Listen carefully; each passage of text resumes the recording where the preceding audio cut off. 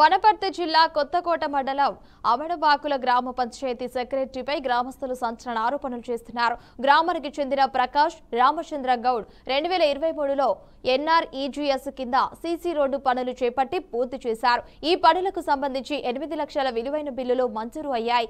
అయితే QC amount కింద రావాల్సిన 80,000లో కేవలం 19,000 మాత్రమే మంజూరైందని, అందులో కూడా పంచాయతీ సెక్రటరీ ఇచ్చిన చెక్కు బ్యాంకులో బౌన్స్ అయ్యిందని బాధితులు తెలిపారు.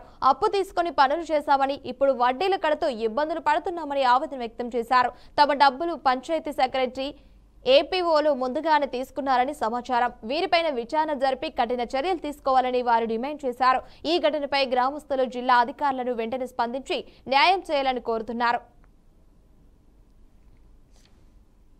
NREGS పనులు 4 లక్షల 2 బిట్లు 8 లక్షల వర్క్ చేసినాము. 2023 మార్చిలో మేము వర్క్ చేయడం జరిగింది. సెప్టెంబర్లో మాకు బిల్ వచ్చింది. కానీ క్యూసీ అమౌంట్ 80,000 రూపాయలు కట్ అయినవి. దానికి గాను మాకు 19,000 రూపాయలు 2 బిట్లకు కలిసి 19,000 చిల్లర మనకు అమౌంట్ పడింది, క్యూసీ అమౌంట్. అది మేము గత 10 రోజుల కింద నుంచి మేము తిరిగినాము. ఎక్కడివి మీ పేరు మీద ఉందా, ఆ పని మీరే చేసిందా, అది దాన్ని అడిగితే ప్రతి పేపర్ అడిగిన పేపర్ అలా తీసుకొచ్చి పంచాయత్ సెక్రటరీకి ఇవ్వడం జరిగింది. తర్వాత నిన్న చెక్కులు ఇవ్వడం జరిగింది పంచాయత్ సెక్రటరీ. లాస్ట్ తీరా పోయి చూసి SBI అకౌంట్లో పోయి చూస్తే 2 చెక్కులు కూడా ఫెయిల్ అయినవి, అమౌంట్ లేదని చెప్పడం జరిగింది. దానికి మళ్ళీ పంచాయతీ సెక్రటరీ మేము అడగడం జరిగింది. ఏమైందంటే ఇది గత నెల 9వ నెల 4వ తారీఖు నాడే ఈ పైసలు డ్రా చేసుకోవడం అని చెప్పి బ్యాంకులో చెప్పడం జరిగింది మాకు.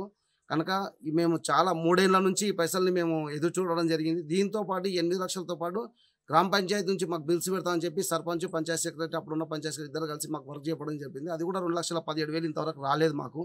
కనుక మేము ఇంట్రెస్ట్లు కట్టి చాలా ఇబ్బంది పడుతున్నాము.